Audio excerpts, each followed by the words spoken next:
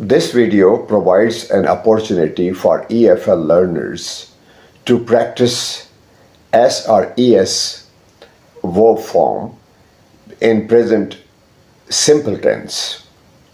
There is a couple of changes taking place in this exercise. Firstly, past simple tense or past form of the verb used in past simple tense is to be converted into present simple tense, mostly with the addition of S or ES verb form. Secondly, there are some certain pronouns or nouns which may be plural or they may not be singular. They may be the first form or plural form. So they are to be changed while reading, or their pronoun should be third person singular, such as he, she, it. Silence creeps upon him and settles into marrow of his aching bones. His finger, bare to the frigid air, becomes bloodless under the fist in which it curls. He closes his eyes and sees still the glimmer of virgin snow behind the darkness of his lids.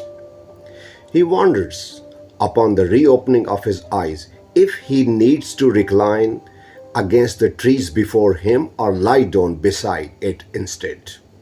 He steps forward, nearly does so again, and the material of his denim pants rustles as cool hard metal slides down across his outer thigh to his calf.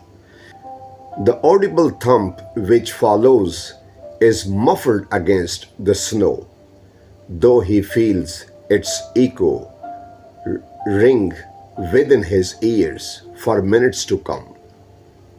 His hand, suspended in its motion to reach the tree in front of it, shakes with tension, and his heart does not cease in the gained strength of its beat. He looks down, breath escaping his lips in a faint, shuddering pattern, and he lowers into a squat. He grabs onto the revolver and stands to his feet, careful to avoid its trigger as he holds it to his side. His vision scans at his surroundings as if in search of onlookers, and he reaches into his pocket to pull out a pack of gum.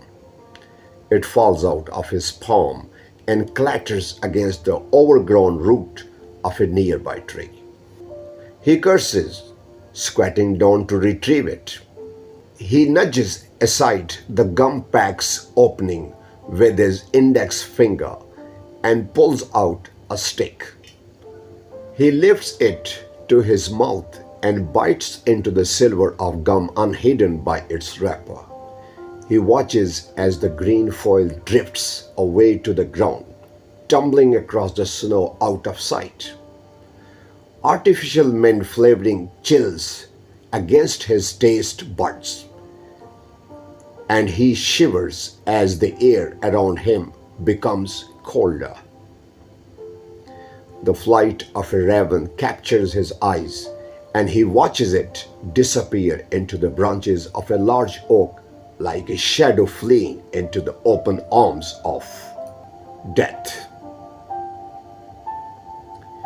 He steps forward, no direction in thought, and his foot sinks into the snow, and past his ankle and beneath the opening of his pants.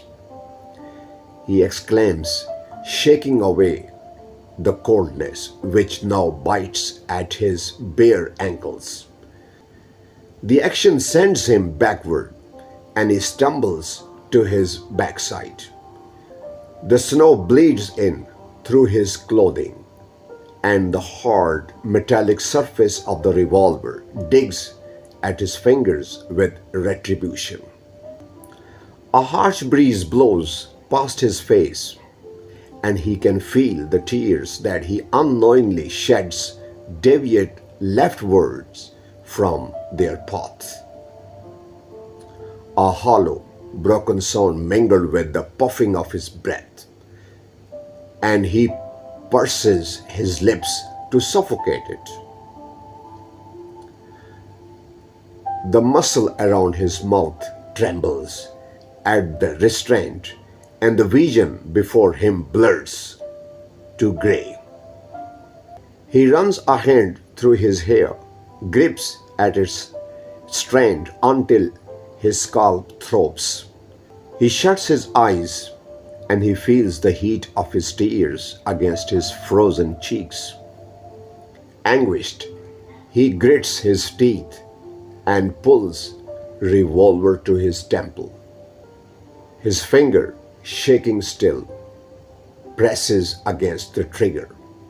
He seethes and hurls forward onto his knees, pressing the revolver's muzzle into his skin hard enough to leave an imprint. He breathes, rocking onto the balls of his feet and to his hand in repetition along with mantra.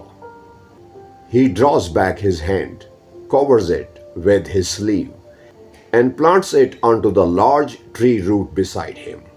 He begins with the hoarseness that tears at his throat to sob. He withdraws the revolver from his temple and brings it to his knees for inspection. The cylinder holds within it the 2 bullets that he has found in the box of ammo next to it, though there is an equal amount of spaces inside cartridges before them. He sneers at his ignorance and positions his index finger at the trigger. He hesitates, checking for a safe, and realizes that the revolver has none. In a shadow of irritation, he forces the muzzle against his temple once more and pulls the trigger. A sharp, mechanized click permeates the air. The sound prickles at his ears, and short burst of fog leaves his mouth as he gasps.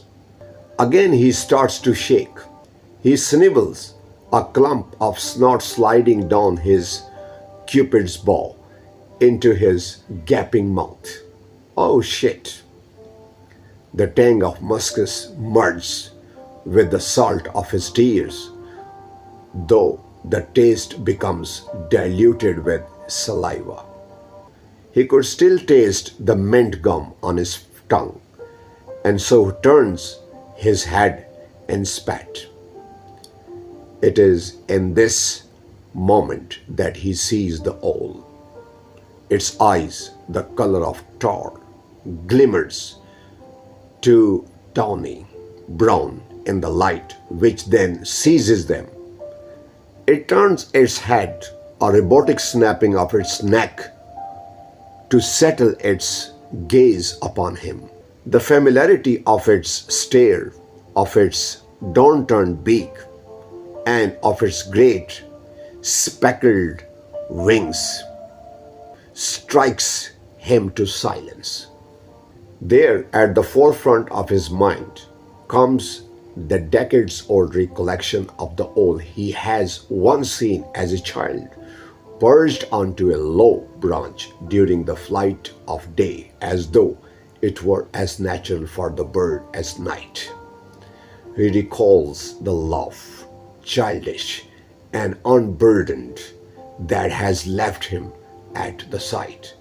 He can feel it bubble from deep within his chest, can feel his chapped lips curl into a smile as he takes in the bird, and the elusivity it suddenly lacks.